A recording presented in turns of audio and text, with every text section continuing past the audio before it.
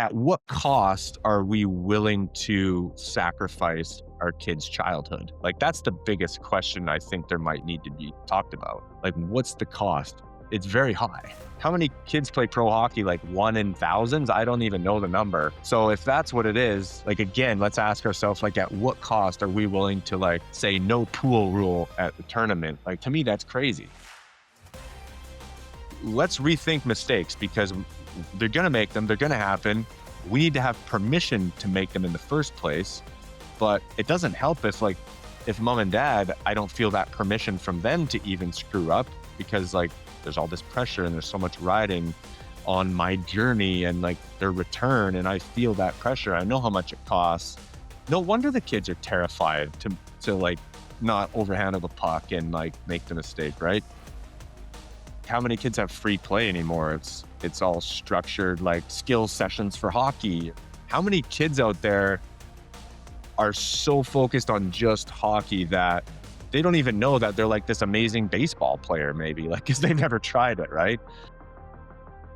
If you need social media to get noticed, you ain't good enough. That's just the reality, right? That's the hard truth. The cream will rise to the top and they will find you. I played house hockey at 14 years old. I got found.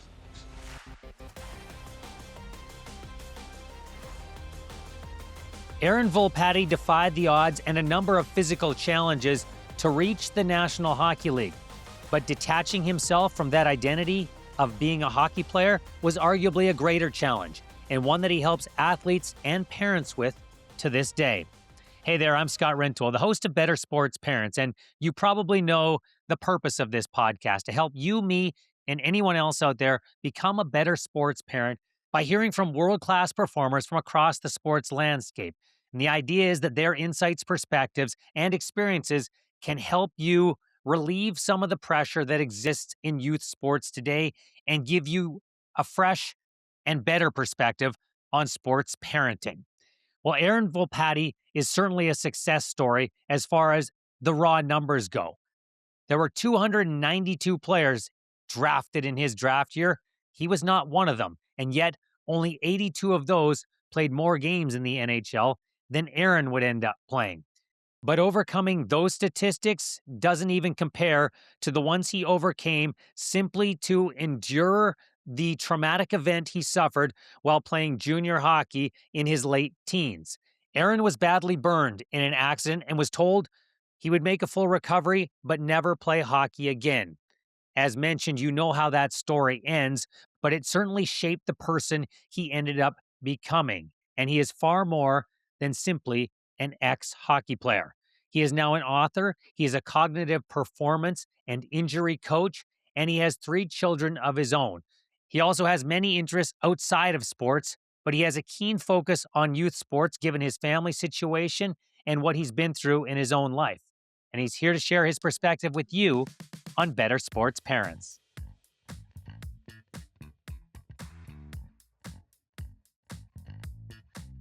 Aaron, thank you very much for doing this and joining me here on Better Sports Parents.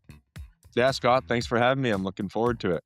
As am I. And I want to start with minor hockey because it's such an important part of your journey. And there's probably a lot of parents who are watching and listening to this, and it's a very important part of their life right now. What does minor Yeah. hockey represent to you when you think back to your own journey? Oh, that's a good question. I don't know. I guess the word that comes to mind is like starting point. Like, it was obviously a huge part of my life, and yeah, I think it was the starting point on my journey, and it provided, I guess, a vessel for enjoyment and an opportunity, I would say. Yeah. Was hockey the only sport you were playing at that time, or were you a kid of your era where you were playing almost everything you could get your hands on? Yeah, I played everything, everything. Mostly baseball was my number 2, so I played that, competitively. Did a little bit of soccer, and then, yeah, like, even throughout high school, like, we just chatted about that. High school in Revelstoke was grade 8. So, then you start getting into the basketballs and volleyballs and did all of that. Golf was a big one. I started that early. So, yeah, it was everything, really was. From your parents' perspective, what was their approach to youth sports? Were they urging you to get into those? Did you lead them to those sports? How did it work in your household? There was never pressure from my parents really in any way. I think there was pressures to be a good person and to work hard. Like those were some of the values instilled. But yeah, I mean, I don't know how I got into hockey necessarily. Like my dad played beer league. So yeah, I don't know if I ever actually asked him how I got into it, but it was the, typical 2, 3 years old. You're trying to stand up on some skates but yeah, I just wanted to play. I was, I think, naturally a little bit athletic, and I just wanted to play everything. I did. Well, and you had an opportunity to do that because the youth sports environment, by the sounds of it, where you were growing up in Revelstoke, allowed for that. You're now a father. How do you compare and contrast that to what you see today in the youth sports environment? How much time do you got? It's It's a oh podcast. We've man, got it's all day. yeah, right. I mean, it's night and day. It really is. I mean, cost is the one thing that sticks out, I guess. Like, we were kind of lower middle class, but it was accessible. I mean, my parents spent everything on my sister and I to be able to do these things. But yeah, it was still doable, right?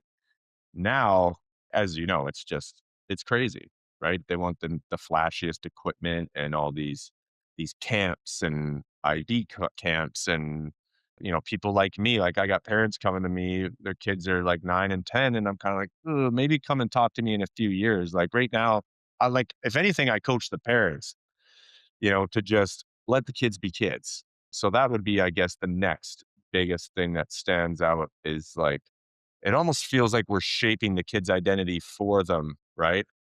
Versus just letting them kind of be a kid and have fun and navigating, what they want to play even. Like how many I think you and I had this conversation, a couple weeks ago. It's like how many kids out there are so focused on just hockey that they don't even know that they're like this amazing baseball player, maybe like because they've never tried it, right? So I think those are the biggest things, cost and just how serious it is at such a young age and just seemingly shaping kids' identities for them, which has huge repercussions down the road, as we know.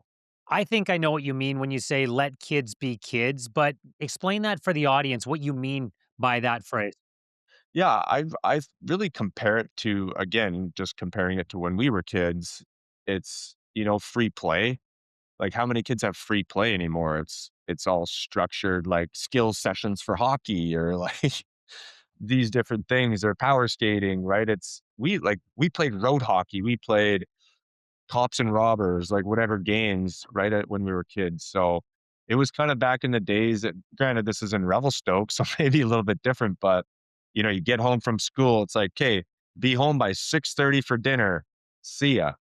And that was when we were, 6, 7 years old till the time we were probably 14, whatever years old, right? So I think it's just free play and letting kids, decide.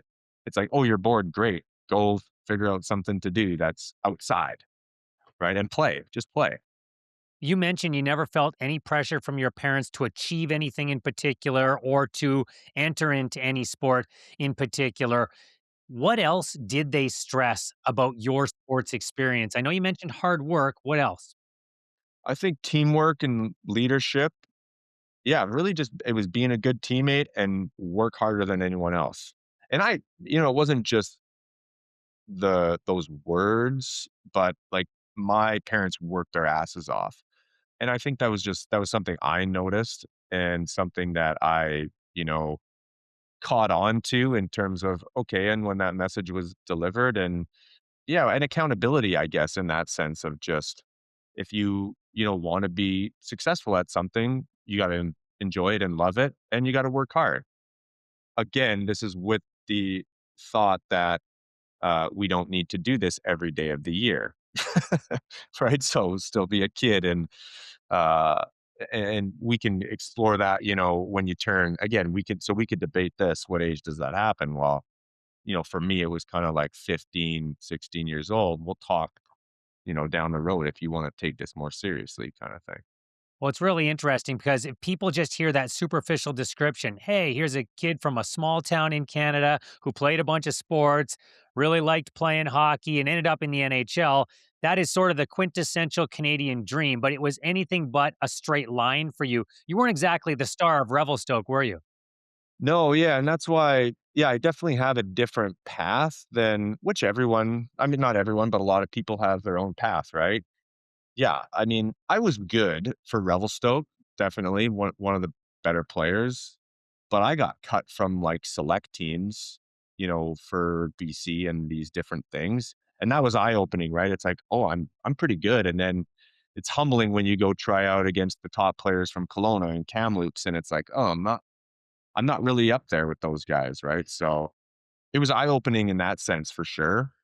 And yeah, I just had fun, enjoyed the game, and I never really even, and this was like somewhat of a mistake, I think, of just because not every, but a lot of kids in hockey have the NHL or pro hockey dream when they're really young, right?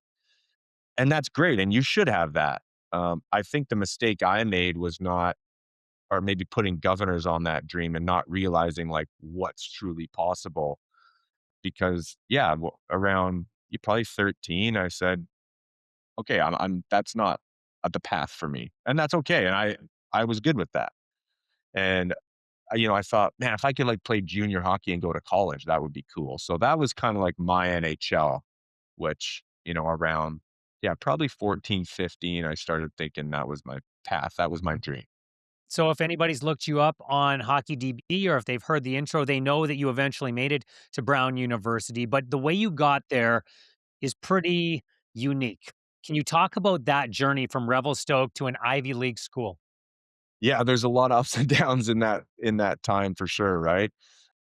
Yeah, I think once I was, again, 15, 16, I was all in on that junior hockey and college dream, right? And I eventually snuck my way to junior hockey with the Vipers. Well, I started in Revelstoke, then fought my way literally onto the Vipers team different times and different league back then, and found a little bit of a niche that way. And then I had my burn injury, which is really where I like to say my journey started. Like coming up through the ranks in Revelstoke, I had a pretty smooth childhood. Like with some bullying stuff you had to deal with, like a lot of kids, but like my childhood was pretty great. So I was really kind of thrust into this whole other world of adversity at 19 years old. So I was in my second year with the Vipers, or I just finished it. And going into my last year, I had never talked to a NCAA scout, right? Because they don't really recruit fighters. You can't fight in college. I mean, you can. So I guess to paint the picture, I woke up in this burn unit, kind of confused, in a lot of pain, wondering where I was. And then I had the images and the flashbacks of the night before where, being a young, dumb teenager, thought I was invincible, and we were messing around with gas and fire, and one thing led to another, and I basically was lit on fire. And yeah, woke up in that burn unit. I got airlifted that night from Vernon, where the accident happened, with my teammates in the middle of nowhere up a mountain. And yeah, that's really where everything changed. So yeah, I mean, I don't know if you have any questions from there, but I can kind of take it from like, okay, that's where everything changed in the burn unit. My path totally changed in there for obvious reasons, but Yeah. For obvious reasons is right because it's one thing to get to an Ivy League school where, as you mentioned, you can't fight. Your role was that of an intimidating, physical, at times pugilist on the ice, and that's not exactly a direct path to the Ivy League. But then yeah. you suffer a pretty serious burn injury. Just to give the audience an understanding of that, how bad was this? Yeah. So I was 40% second, third degree burns. I was 100% burnt. It's kind of like a really bad sunburn on thankfully my face wasn't scarred, but I have skin grafts on my torso and my legs. So yeah, it was bad. I mean, at the time, I think there were 10 beds in the burn unit in Vancouver. There might be more now, but so that's the 10 worst burns in the province. So yeah, it was serious. My parents, it was dicey for a few days. They're wondering because there can be a lot of complications with burn injuries and shock, and when you're talking about that significant of damage, right? So yeah, I still remember the moment where I was told, not directly told, but told indirectly that that it was over, that my hockey career was done. That it was the morning of day 3, and the doctor walked into my room, and he's trying to just talk to my parents and keep them from jumping off the cliff, so to speak, just because they were a mess, wondering if I was going to make it, what was this going to look like? We didn't know. And so he gave the bad news first and just said, there's serious damage to his torso and legs, and he's going to be in here for a long time.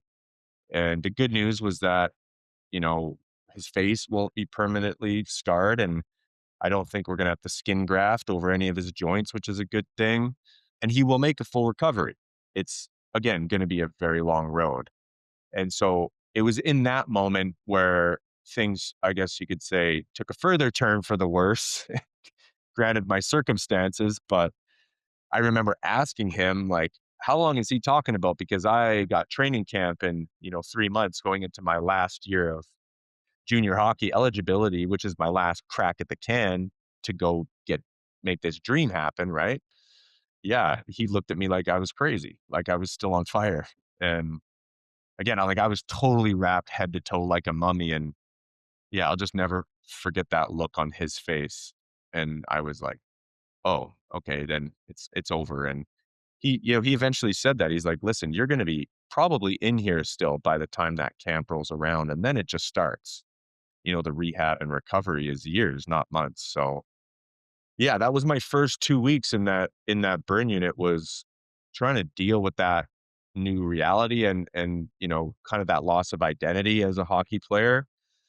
It was hard for sure, and dealing with that level of pain. I mean, burn injuries I've had almost every injury you can think of, that it doesn't even come close to the pain associated with burn injuries. And, on the other hand, I was still grateful that, I was alive to tell the story, and I would still go on and, live a pretty normal life, have some gnarly scars to tell the story and whatever, right? So everything kind of changed, not kind of changed in a big way 2 weeks into my stay, and I got a call from my coach in Vernon, and he said he was talking with one of the coaches from Brown University, and he put me in touch with them. They want to talk to you. Give them a call. I know you got the time. So my parents took down the number, and yeah, had this conversation, and it was left pretty open ended. And I remember my parents hung up the phone and getting really emotional because I was like, man, I'm that close now. They were interested in me. Actually, the my coach said they told him they need a guy to put the fear of God in the defenseman of the Ivy League. So I was pretty good at that. So he said, man, I got a perfect guy for you. There's just one major problem, right? The future doesn't look good. And so, yeah, when my parents hung up that phone, I just started questioning everything. Okay, they're telling me I can't play hockey. Well, why does it have to be over? And, there's this big long list of reasons why. The infections, skin grafts, I could no longer sweat. I had to wear a full bodysuit. It just seemed to go on and on. And yeah, that's when I made a choice. I said, screw that. I don't accept that. And this is where I unearthed this superpower with the visualization practice, the practice that I teach all my clients now. Because once I had made this choice and this promise to myself that I was going to come back and play hockey, or die trying, literally, that was my mindset. Like, my mind was all I had. I couldn't move. And yeah, it's I say a superpower, not, I don't say that lightly. It truly was. Yeah, I was out of that hospital in 6 weeks, which was way sooner they were telling me was possible. Played hockey that fall and later committed to Brown. And I mean, there's a lot more to it than that, obviously. It was hell. It really was. But yeah, you could say I set out on a quest for human potential, and, you know, just what was I capable of? That was really what I wanted to find out. And hockey was, the vessel for that. I can only imagine parents watching and listening to this and them thinking, "That's my worst nightmare." Some obviously there's one worse where your child doesn't make it through an accident like that, but to have a child involved in a traumatic accident, how much pushback was there from your parents on you continuing to pursue your dream? I know you're a young adult at that point, you're not living at Yeah. home, but as a parent, they probably wanna wrap their arms around you and protect you from everything they can at that point. Yeah. So this is such a good part of the story for me, at least. I'll probably get emotional because I lost my dad a couple years ago. I'm sorry. Yeah, yeah, thank you. And he lives strong in me and the kids, but I'll never forget this. So to answer your question, my parents were terrified. They did not want me to do what I was doing. I should not have been playing hockey. Let's get that straight. I should not have been playing hockey. Like I had open second degree burns for like 6 months. I couldn't even walk. I was coming to the rink on crutches, leaving the rink on crutches, let alone skate. I had like kidney stones that whole summer. I had to get an appendectomy a week before the first game. Like my body was begging me to stop, right? But I had this vision, and it was just too strong. It was too powerful. But to to answer your question about my dad, especially, I specifically remember it was like a month into to my stay, and so I had already had this mindset now by this point, right? And I was hell bent, I'm getting out of this hospital. You can shoot me dead before you stop me, kind of thing. Like that was my mindset. And the first time I was able to go outside, I'll never forget it because you're cooped up inside in this hospital for so long, and I was just waiting for my skin graft surgery at this point. But I kept getting bumped because you have someone with life-threatening burn injuries come in, and I, again, just kept getting bumped. And, I remember I got in my wheelchair, I still can't move, but my parents wheeled me outside to this, like, lookout, and I'll never forget the fresh air. I was like, "Oh, man." And it just gave me even so much more hope of just, I was gonna do this, right? And I never, like, told my parents my plan necessarily. I just had it in my head and I just visualized it all day long, really. But that was, I think, the first moment that my mom and dad took a breath and were like, "He's gonna be okay." I looked pretty gnarly, but I was gonna be okay.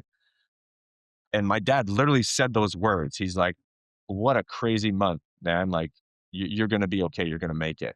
And I remember I turned around and looked at him and I'm like, "Dad, I'm gonna be better than okay. Like, I'm coming back to play hockey and I'm going to Brown. Trust me, I'm gonna make it happen." And he looked at me the same way the doctor did. Now, this is such, like, for me, a special moment because I could tell my mom and dad were terrified of the thought of their son in the state I was in trying to play hockey. Like, they didn't give a shit if I played hockey ever again. They were just happy that I was gonna make a full recovery. So I could tell there was, like, you know, some apprehension there. But my dad looked at me and I could tell this wasn't what he was thinking. He said, "Well, all right then. You don't stop until you call us from your dorm room at Brown. Like, we're here for you." I just, yeah, I get emotional thinking about it even today. Just how much that meant to me in terms of support, right? Because they were mortified at the thought of that. But yeah, and you can't do it alone, right? Like I had such a tremendous support system, especially like throughout my whole life, but it really shone brightest, I think, in that moment because my parents knew I was driven, but yeah, it never came from them ever. It was all from me, right? And there was support, whether you want to just, again, have fun and play this casually, or you want to be all in, like we're good, whatever you want to do. And that was a perfect example of that. Yeah. Well, now that we all know how the story ends in terms of hockey, with you getting to the National Hockey League after you get to Brown, which was the dream at the time, the NHL wasn't actually even the dream, but you get to the world's highest league. And I saw you speak a couple of weeks ago, and one thing you asked the room full of young hockey players, there were 13 to 15-year-olds in that room, and you said, "How many of you think that the most talented hockey players in the world are the ones playing in the NHL?" Yeah. And a couple of hands went up and you said, "It's not even close." Why did you ask them that, and why did you wanna share that part of the story? Well, because I think it's a misconception, really. And there's been studies done, I have to cite the exact ones, but I know there's been some done where like pre-puberty success is like has zero correlation with who makes it. So by pre-puberty success, like really that's talent in my mind, right? And there's exceptions, as we know. What the number is, I don't know, but the top couple hundred players in the NHL, yeah, they might be those people, right? But what about the bottom six guys on teams and the bottom pair defensemen on each teams? Like those are guys often that were kind of looked over throughout minor hockey, but they found a role and an opportunity to flourish in that role, and the role that a lot of people don't want to do. So in my case, it was like the fighter, hitter, pain in the ass to play against. For some people, it's like the guy that can win faceoffs or the stay at home defenseman, because I just think there's so much opportunity for kids now that don't want to, I shouldn't say don't want to be, because they all want to be the goal scorer and the McDavids and the Bedars, but they're like, the reality is that they're just not. Like, you would know by now, right? And so the opportunity is not in that role. It's in those roles I just mentioned. And I think the kids that realize that and really lean into that are the ones that have a better shot of maybe not making it to the NHL, but just, again, going and finding out, like, what is your ceiling? What am I capable of? It's a lot higher than we think, but, you know, in certain roles, that's going to take you farther, right? Those guys are often the ones, again, they're overlooked. They just have that something else that's like the grit. Maybe they've been through hard times, like, so myself in that sense. Like, I I'm trying to put this in a nice way. Uh I would have killed you in coming back from this injury. Like, literally not have thought twice. And I don't consider myself an aggressive person, but, like, honestly, my mindset in this whole journey was like, "You are in the way of my dream. I do not care about your well-being. My dream is more important to you." Now, right or wrong, that's just my mentality after having gone, especially through that traumatic injury, and again, going and seeing what I was capable of. Yeah, I was on a mission. And so, I think that's important for, parents and kids to realize too, that the game is starting to teeter back towards the old school ways of, like, it's pretty mean, right? And it's intimidating. There's aggression. And I think now, I mean, we can talk about the the detriments of, like, physically specializing in sports and what that means from, getting athletic, because it's detrimental, right? But from a mental standpoint, if we're talking about hockey, a lot of these kids, they're going to go try out for junior hockey at whatever, 16, 17, 18 years old. And I place myself against these kids, and dear God, they're going to run for the fences. They're never going to play again.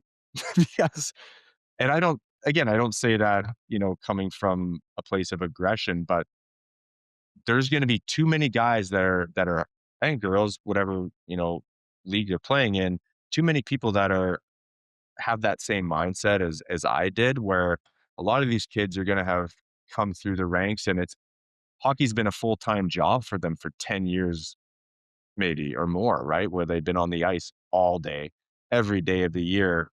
And then they go to that junior camp and they got guys like me trying to, like, run around and take their head off. And they're going to be like, I don't think I want this. This has already been a job for me. And they haven't had time to be a kid, right? So it's like, maybe I should just revisit that. And yeah, and mom and dad are like, well, you can't quit.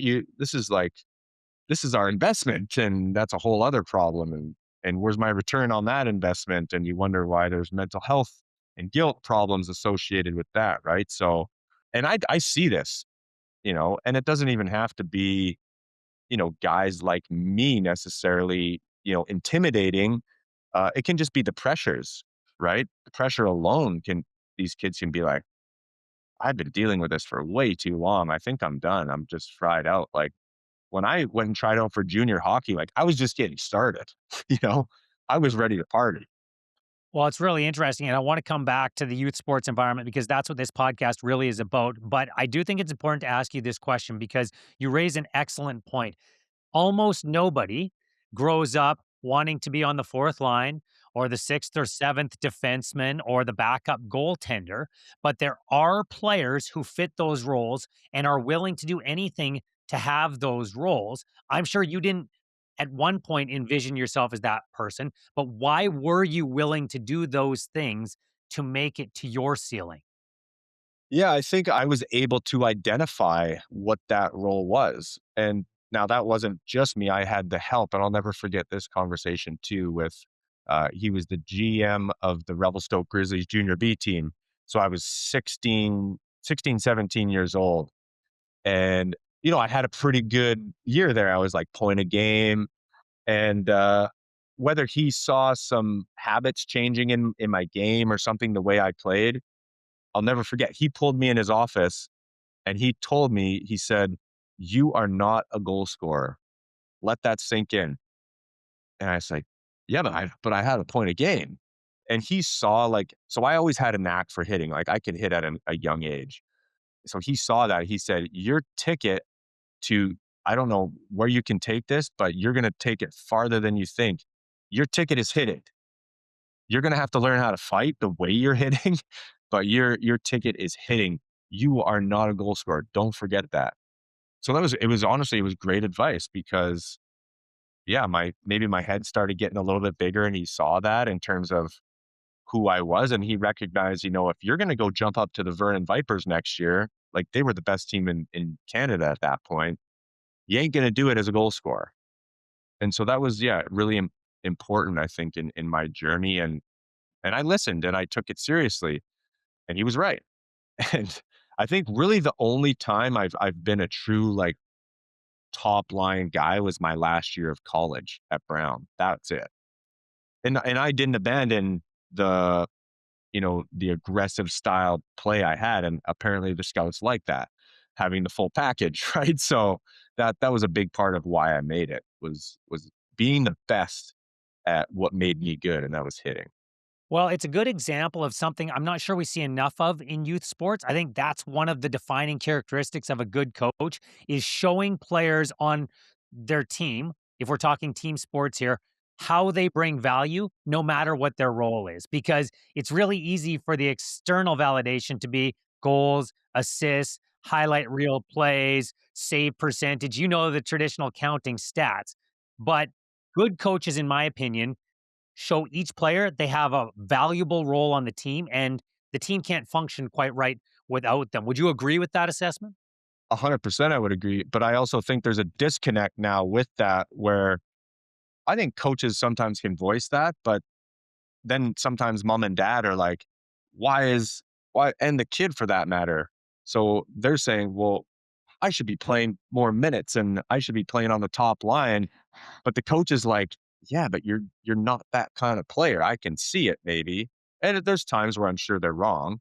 So I see this often too in the older kids' ages, not my own kids yet, but yeah, there's this disconnect where it's like everyone wants to be like it's kind of that instant gratification, like they want to be on the top line right now, where it's like, yeah, but right now we have maybe it's like the older kids and maybe they're a little more talented, like they're playing in those roles for this year. Like this is your role, but they can't embrace that. I think is often a challenge, right? And it doesn't mean that's always going to be your role. Like so, I think that's I would agree with you. I think it's just embrace the role you're in today because it could be different tomorrow.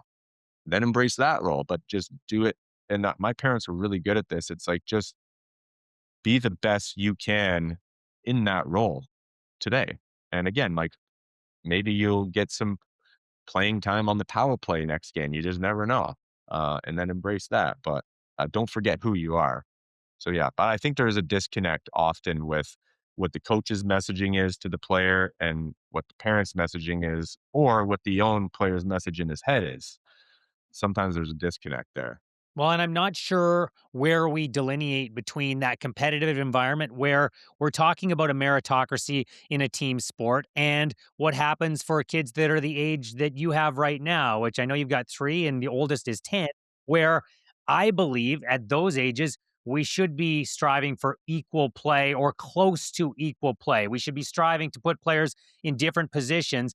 And it's funny because I feel like it's the inverse sometimes. It starts so young now where, well, we got to put the best players out there at U9 or Yeah. Yeah. U8.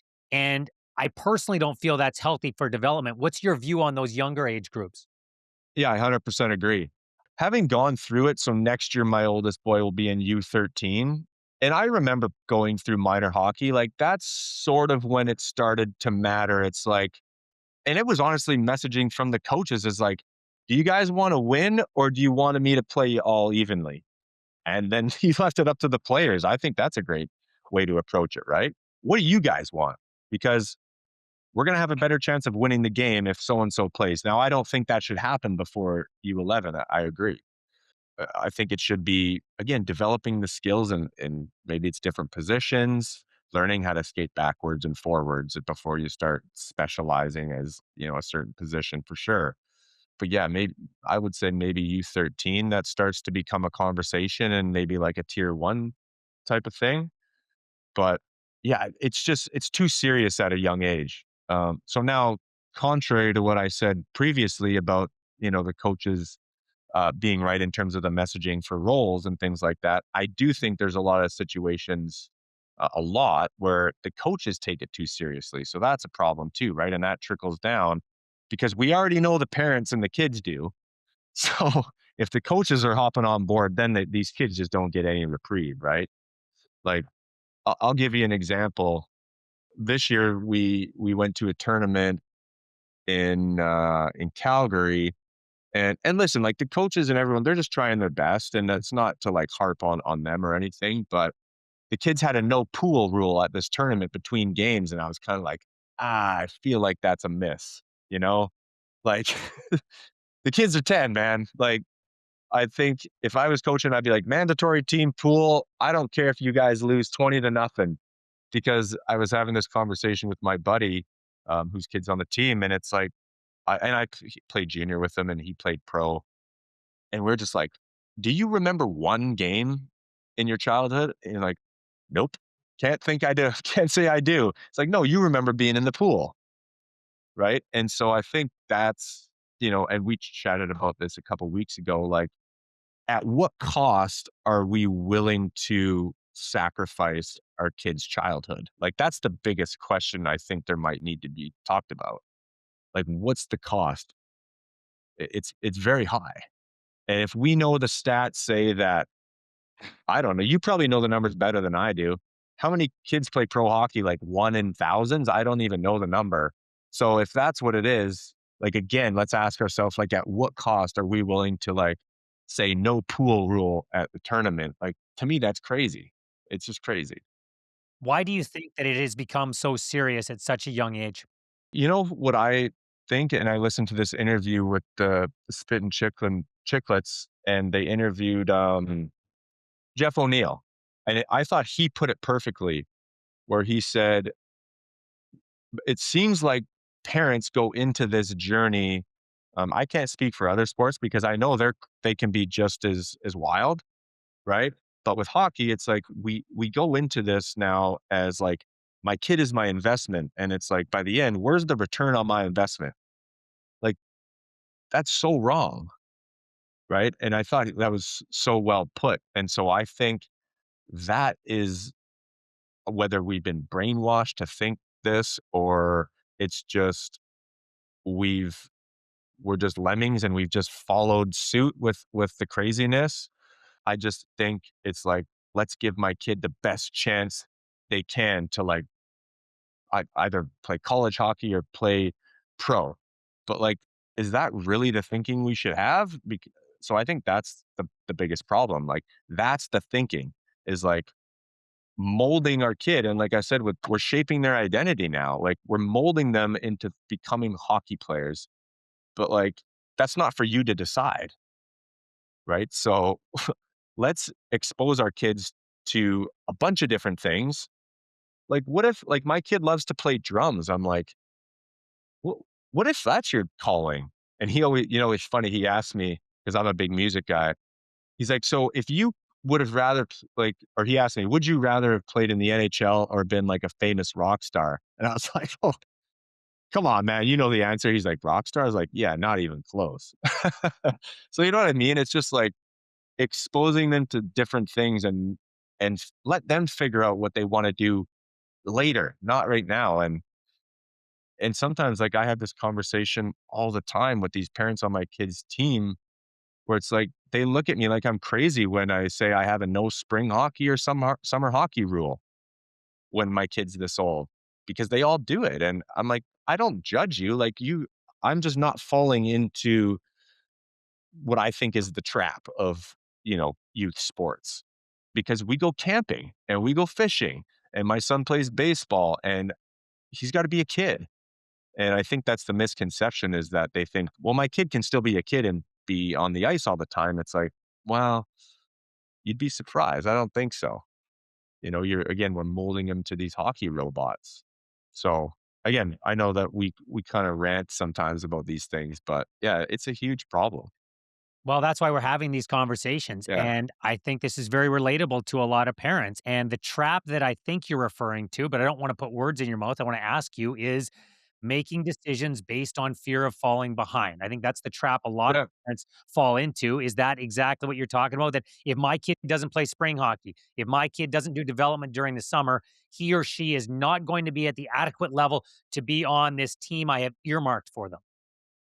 Yeah, no, that's right. And I think fear of falling behind in the sense that like the end goal is to get my kid to college or pro hockey where it's like, whoa, whoa, whoa. So yeah, I totally think fear of falling behind. Now, will they fall behind? Maybe a little bit. Yeah, sure. But like again, not not much. And if they do, like again, we go back to the question of like at what cost are we willing to do all this? It's a great deal. Like there's a lot of kids that I talk to that, struggle with, mental health because of this whole journey and they or burnout or they've never had time to be a kid, right? Well, and when you say return on investment that you referenced a couple of minutes ago, I think you're talking about the very literal kind. Here's money I'm putting in. Where is the money coming out? Because as a parent myself, I am investing in sport for a specific reason, but it has nothing to do with a financial return. It has everything to do with life skills and character traits that I'm hoping sport acts as a vehicle for. Is that the type of investment you're looking for your own children? Yeah, it's just to get exposed to team sports, learn teamwork, accountability, and what makes team sports tick in terms of like, yeah, what's your role on the team? And just developing friendships and having fun. Like really that's what it's all about. That should be the focus. And I think that was the focus when I played, right?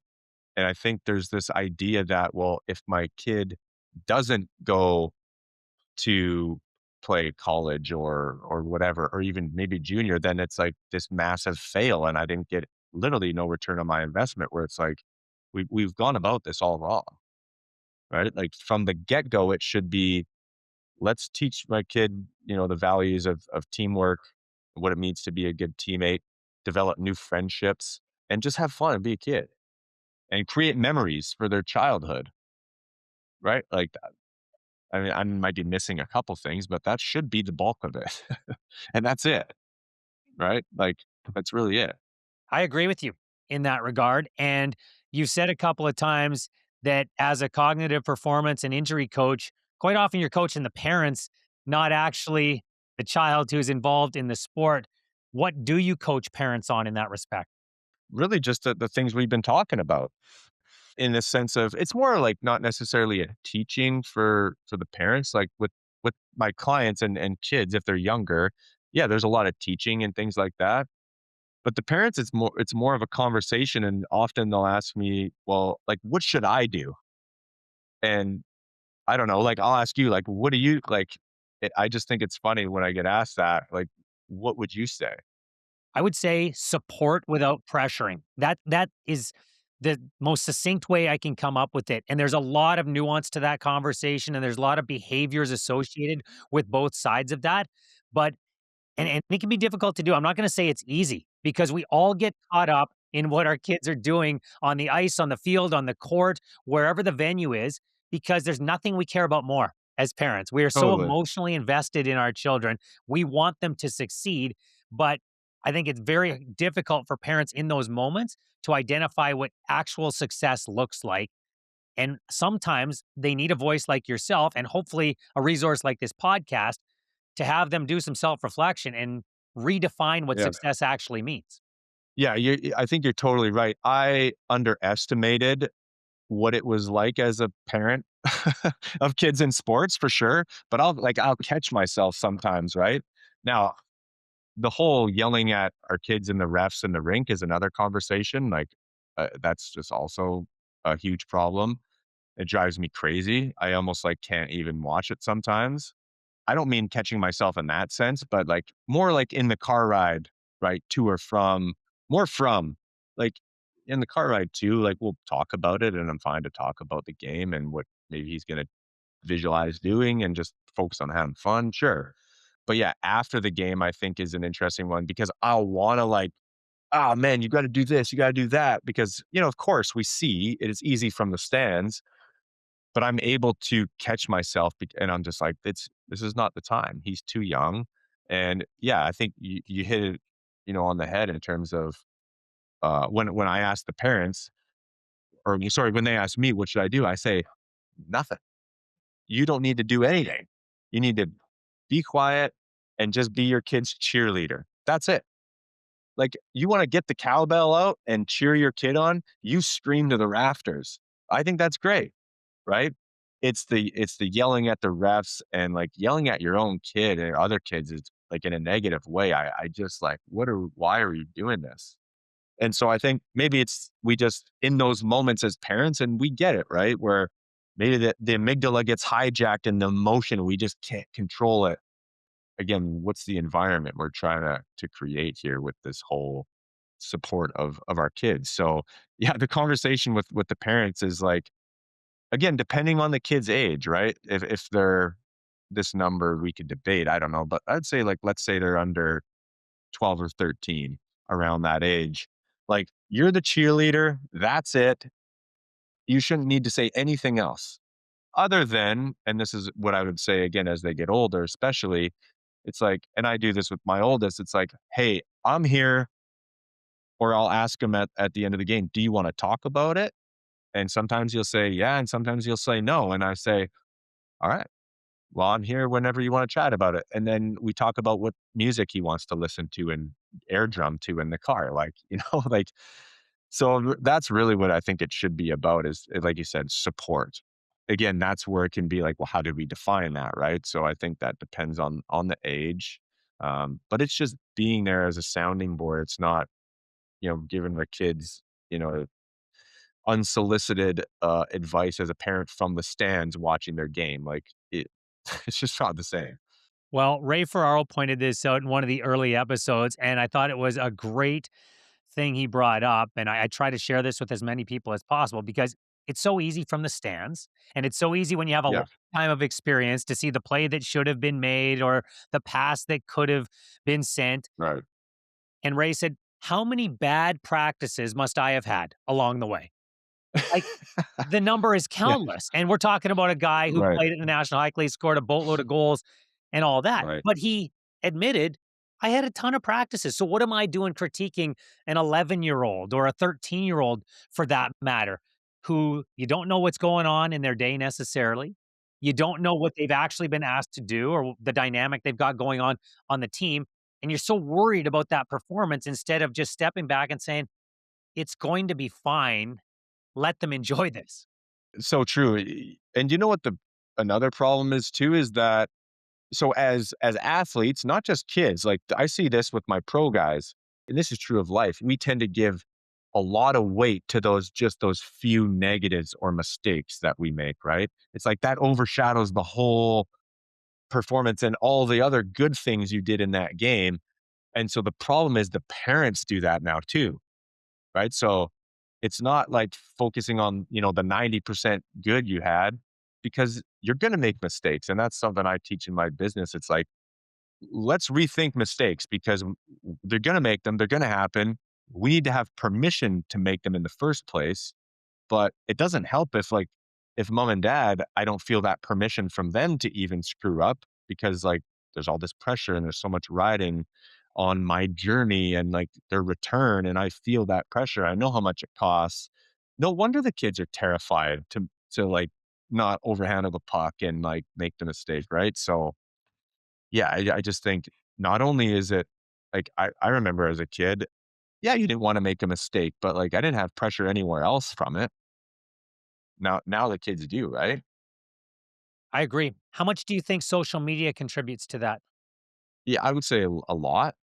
Percentage-wise, yeah, I don't know. I think maybe somewhat around the same as, like, what we've just been talking about with the parental and peer pressure. Depends on the age too, right?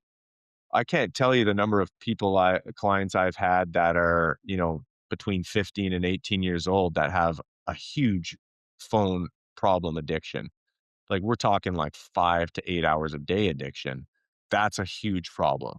Not only because 'cause you're, comparing yourself to all these other kids and you're frying the dopamine, system in your brain and all, which we know. Yeah, I mean, I hope kids at 11, 12 years old don't have phones. I know that some of them probably do. So yeah, I don't know. I think that's a problem in itself, right? Because you're exposing them and just again the comparison syndrome. One of the things that drives me crazy is these like youth accounts. I don't know how you feel about it, and people might get pissed off for me saying this, but I think it's complete delusion and I just think it's wrong. Where like you see these accounts of like a 7 or 8 year old kid that plays whatever sport. And this exists through every age, right? And it's again, it's like you're shaping your kid's identity for them. That's not for you to do. Like this is not your choice. And there's this misconception of like, well, I got to get my YouTube page up and my Instagram page up to get noticed by scouts, right? We've been down this road. It's like now you're this wrong because you're shaping the identity. They're worried about is like the highlights, and I got to get the highlights on there for my page so I get noticed, not focusing on like just my effort and just having fun and controlling what I can control. And again, you and I both, and hopefully most of the listeners know this, that like if you need social media to get noticed, you ain't good enough. That's just the reality, right? That's the hard truth. The cream will rise to the top and they will find you. I played house hockey at 14 years old. I got found, you know. It does, so I think it's a huge problem for sure. The identity piece is such an important part of this conversation. And I know that's what a lot of your work as a coach is involved in. How do you help parents allow their children to form that identity in a more natural and positive manner? As a hockey player Sure, or any type of athlete. or We're any talking sport. to sports parents here, but yes, we don't want I I believe in a healthy person. We don't want that person's identity to be tied to their results and to being defined by I what see. they do as opposed to who they are. So how do we guide parents in that respect? Yeah, so I think, taking it a layer or a step further is really helping the players detach from like stats and outcomes, because that's a problem I see is that okay, the identity or is tied to performance, which is fine, but it depends how we define performance. So we define performance, which is this is incorrect now, of like only stats and outcomes, right? But as we know, it's like, well, I can play the best game of my life and have 0 points, right? But again, we don't associate performance with that. We associate it with stats. So I think that's the first step is going a layer further of like, okay, well, let's rethink what performance means. And it's like, how was your effort and your attitude? And then the rest is beyond your control now. So I think that's like the major perspective shift is how we define performance and actually detaching from outcomes and stats. And again, big surprise, it's like, well, if you tell the goal scorer just to like try harder and bear down, do you think he's going to score more goals? No, he's not. It's more like as soon as, and this is a lot of, in my work, in my programs with athletes, especially at these younger ages, for any age for that matter, but it's really eye opening at the younger ages where as soon as we think about actually detaching from those outcomes and stats and succumbing to the present moment and succumbing to the journey and just, again, we prepare beforehand physically and mentally, but once the game starts, now we let it all go, right? And we detach. And guess what? Then they go score the hat trick and they're like, oh, weird. And it's almost like, who put it perfectly was, I think it was Michael Jordan or Kobe. And they were like asked to define like flow state or being in the zone. And I think the way they put it was, it's this magical balance between like complete present and focus, but slightly not giving a shit. Right. And it's so true. It's like the moment you kind of like detach and stop caring. And by caring, I don't mean like not trying, but just detaching from the stat or the outcome. That's where you play your best. Well, and I do think parents out there can relate to this because adults, quite often, when they introduce themselves or they start thinking about themselves, they think in terms of their vocation. But that's not who you are. That's what you do. And I think that's a struggle for a lot of people. Did you ever struggle from an identity perspective when your hockey playing days were done? Oh, yeah. Oh, yeah. Big time. I went through that crisis twice. The first was in the burn unit. Now, thankfully, that only lasted 2 weeks, right? As I said, but yeah, after I stopped playing, it was a struggle, and I know it's a struggle for a lot of guys. Like I had an Ivy League degree, and I still was a mess, and I hit rock bottom. I was not in a good place. Now, I also it ended. It wasn't my choice. It ended because of injury, right? So that I think that was maybe added another element to the difficulties. But yeah, it's hard because you're a hockey player. I was 30 years old, and that's what I was. I was other things, but that was at the top of the food chain for my identity for sure. Yeah, so it was tough to figure out, okay, well, who am I now, right? And that was, I think, a mistake of like, but that was never who you are. That's what you did. And I think that was a big realization, right? Of I'm still me. I just don't play hockey anymore. And I had to do a lot of work around that for sure. So, but yeah, I mean, it was difficult. I mean, I kicked open a ton of different doors before I found out the right one. It took a while. So, what advice do you give in that regard? Because whether it's parents or kids that we're talking to right now in this conversation, I imagine there are a lot of people out there that can identify with what you just said. Yeah, I think a couple things. I think, first of all, having the belief that something is out there, because it's funny, I've had all these like profound experiences with the power of the mind and the human spirit through this visualization practice that I teach, but I've made the mistake of abandoning that many times in my life. I've never done that since, but the last time I made that mistake is when I retired, right? Because again, I had this misconception that my identity was tied to hockey. And so I didn't believe that there was anything like that out there for me. Right. So I think that was the first thing was having the belief that something is out there and the trust. And, through this practice with breath work and visualization, I found that again. So that's another thing I would recommend is just spend some time, whether it be meditation, visualization, and thinking about, well, what are the things that are important to you? Like, so for me, it was family. So it wasn't just about like my vocation. It was like, yeah, I still don't know what the hell I want to do. And that's okay. I'll figure that out. But it was like just starting to, weave into the thought of like, okay, well, my family, like, what do I see me and my family?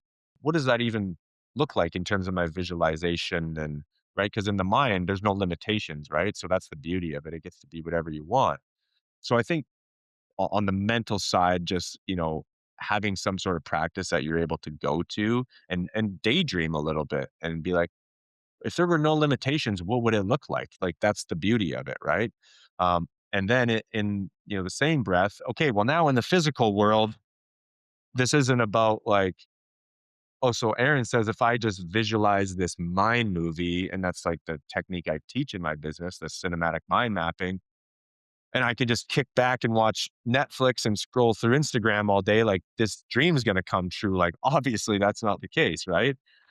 And so I think that's the what I found and what I teach is that if we can evoke emotion and experience in this mind movie and have it, our trick our brain into thinking it's real, that will start to shape the habits and the choices, right, that we make. So that's, what I found is that okay, now I'm going to start kicking down doors. And I kicked down a lot of wrong doors before I found the right one, which happened with, my book. And that's where it all started. During COVID, I was like, well, shit, now I can't do anything, but I like this book had always been a side project. And so that's really what's gotten me to this point right here, having this conversation is deciding to write that book. And that was probably 6 years after I retired. So it took a while. Took a while. Those who are watching this can see the book over your right shoulder. It's entitled Fighter, Yeah. but certainly we'll put a link to it in the show notes as well for those who have not had the chance to read it. Why was it important for you to write that book? And what do you want people to take from the book? Because I'm sure there's a misconception that it's simply about you fighting people in the NHL. Yeah. Well, I mean, it works in that sense, but yeah, that's not why I called it that. I was terrified to write the book. I didn't want to write it. You just again, we're not taught to be vulnerable, and it's like, you know, no pun intended, open book, right? Once you throw that out there. So I was terrified. Not only was it therapeutic in writing that for myself, and I'm really glad I went through that, but I got to about halfway through that and the light bulb went off and I just thought, man, if I could help like one person just hold on to the dream a little longer and stay in the fight just a little longer, then it would be worth it. And that's really why I wrote the book was to, be that voice for someone that, is really close to maybe giving up and doesn't realize maybe what's truly possible and what they're truly capable of. And I think at the end of the day, just it's about blowing off the ceiling for everyone and just going and finding out what that is because it's more than we think. Well, you need self-belief for that, but often that needs to be ignited by someone on the outside, whether that's a coach or someone else who carries weight in your own life. You obviously have done this with a lot of self-belief, but was there a coach that instilled belief in you along the way? That's a good question. I don't know about belief per se. I think that that came from my own journey and experience. I think I got that, through my coaches in minor hockey. My dad coached me up until the craziness. Then he stopped once I turned 12, 13. He's like, I'm not doing this anymore because of the things we talked about. But yeah, I think like junior coaches, I think they really gave me the belief in who I was as a player, and kind of put me on the rails when I started to get off the rails in terms of what type of player I was. And it's funny because I think for some players that could really shoot their confidence and that could, affect it in a negative way. For me, that was actually just bolstered my confidence of like, okay, they really see this in me in terms of like who I am and what's possible if I just focus, on being the best at that. Because yeah, I sometimes lost sight of that. So I would say just yeah, my junior coaches especially were big in helping me identify uh, who I was in terms of like the role I played, which I think the belief would be embedded in that to some degree. And I have to give thanks to my assistant coach at Brown who put the bug in my ear of pro hockey because and again, I think there's some belief in there too, right? Because I never even thought about it at Brown.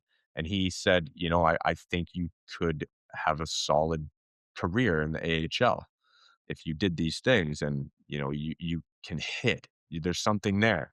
So yeah, I think every coach I've had along the way has sort of like put that bug in my ear a little bit of just like, "Dude, you have something with the hitting. You just gotta like believe and put in the work," which I was good with doing. It's very clear from talking to you over the course of this conversation that you want your children to get a lot of things out of sport that have nothing to do with playing whatever sport they choose to focus on at some point. What do you want them to take from sport that helps them in building a confident person? Yeah, I think just being a good person, teammate, and effort is really the other thing, right? I mean, really, at the end of the day, I think the most important is building memories. Like, I just want them to build memories and have like a really good foundation being their childhood, right? Because they're going to learn these values that we talk about in all of that. Because I know looking back, like the memories I have are the things we've just talked about. It's like playing mini sticks in the hall, like being in the pool. I still talk to those friends I made during that time from my hometown, right? I think that's really what it is building memories, and then in that, building foundational, beliefs and values in terms of teamwork and being a good person and work ethic. As you brought up throughout our conversation, there are a number of challenges to that in the current youth sports environment. What do you see as the biggest issue in youth sports today, Aaron? I would just say it's too serious at too young of an age, really. And I think we've forgotten the reason why we play youth sports, really. Yeah, if I had to sum it up. I mean, we've talked in different ways about it, like the return on the investment and having the end goal be something that's, I don't want to say unrealistic, because, I think the kids should have belief in themselves that they can achieve big things, but it's just, what's the foundation we're trying to build here, right? There are a lot of good people working in youth sports. I certainly don't want to throw the baby out with the bathwater here because I'm still a big believer in it. I know you are as well, but it is rife with some problems right now. It doesn't need to cost this much, at least in my opinion. It doesn't need to be this much of a time commitment. There shouldn't be this much pressure. And yet, we know all of those things exist. I don't know if you got an answer for this, but I'm going to ask anyway. Why do you think it is? Do you think it is people seizing an opportunity, or do you think it is much more than that from a systemic point of view? From the systemic point of view, I think there's a lot of people and businesses making a lot of money from families trying to chase this dream and build the hockey players, robots, right? And then there's the misconception that my kid will fall behind if I don't do this. So I think, you know, that those work together in creating the beast that we now. How do we fix that? I don't know. Yeah, that's a tough one. I mean, start our own league? I don't know. There's too many of those, but Isn't that the irony? Is that well, we're that's in the the irony, yeah. part of the reason we're in this place, and I'm not just talking in hockey, I'm talking in a lot of sports right now, is that there are a bunch of people who went, you know what? I don't like the program here. Let's start our own league. And Right. those leagues became popular and they've fractured many of our youth sports environments. And those leagues, because of a dollar value that's attached to them, are Yeah. oftentimes perceived as quote unquote better. Yeah. It's great. Well, you know what's funny is there was a group of kids in Vernon here years ago, and their dads, a lot of them played different levels of pro hockey. And I'm not saying kids can't go to academies. I get it. Like, I'm not saying they can't do that, but this is just a cool example of a group of families that said, all right, you guys are going to play minor hockey. You're going to, you know, be tight with each other. You're going to play throughout growing up. You're probably going to do really well because, like, it doesn't really matter that much if you go play at the academy because they've seen it, they've played. You might fall behind a bit, sure, but you'll be fine. And all those kids were drafted. They're playing pro hockey, and I don't know. It's just a different look and a different path through minor hockey, right? Like, I'm not here to shit on academies and say you can't play in academies. I get it. I mean, I think there's situations where you shouldn't be playing in academies for sure, and there's situations where you should, or maybe shouldn't, but just you can have the option, right? But yeah, I don't. How do you start that? I mean, I really just think we need to have the conversation more like we're doing and get people building awareness around it because, yeah, I don't know if there isn't enough awareness. I don't know. Like, what are you? seeing with that? Is this something that's not talked about enough? I think it's starting to get talked about more and more now, and I think it's coming to the forefront, and people are realizing what's going on a little bit. Yeah. Well, the whole reason I started this is because I saw a lot of Yeah. overwhelmed parents because of cost, because of time, because of pressure. They didn't necessarily know what to do, but all of us, you, me, and everybody watching or listening wants to do the best thing for their kid. And they're confused about what that Mhm. for a lot of different Yeah. reasons. And I think the differentiator and what you talk about, whether it's a hockey academy or soccer or whatever, is that that's a pathway. It's not the pathway. It's not the only Yeah. way you can get to where you want to go. And that to me is a message that has to be reinforced. And when it comes to specialization and it comes to extra development, I think people really need to have a better view of what actually results in a good experience as opposed to, "No, if you don't do this, it's not going to work."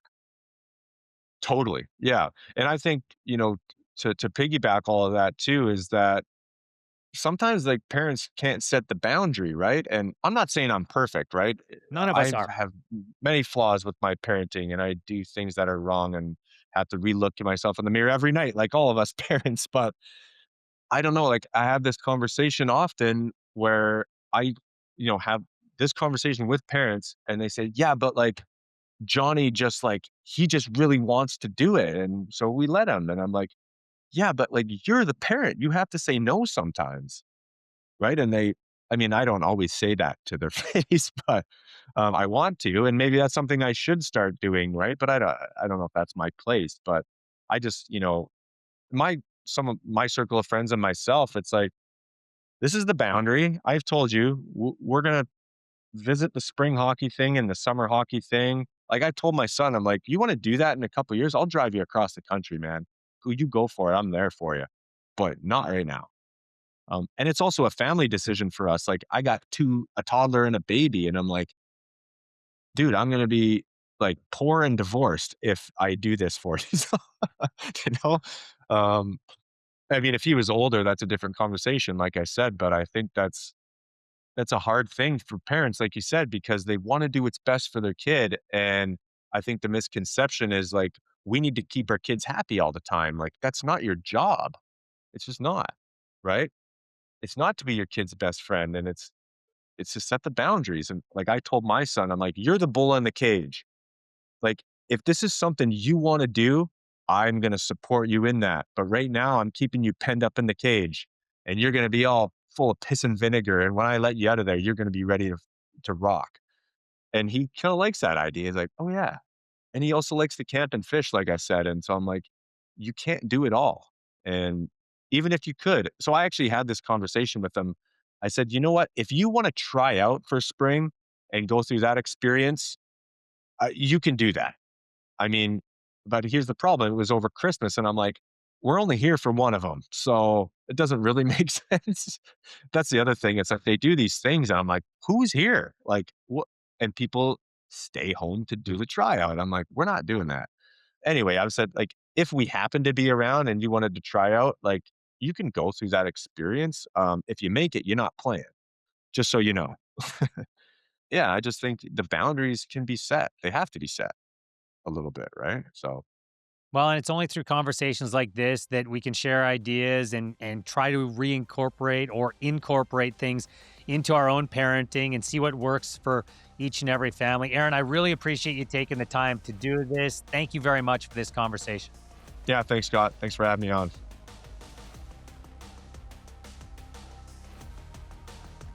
I hope you enjoyed this episode and you found some tangible takeaways that you can bring with you in your journey to becoming a better sports parent.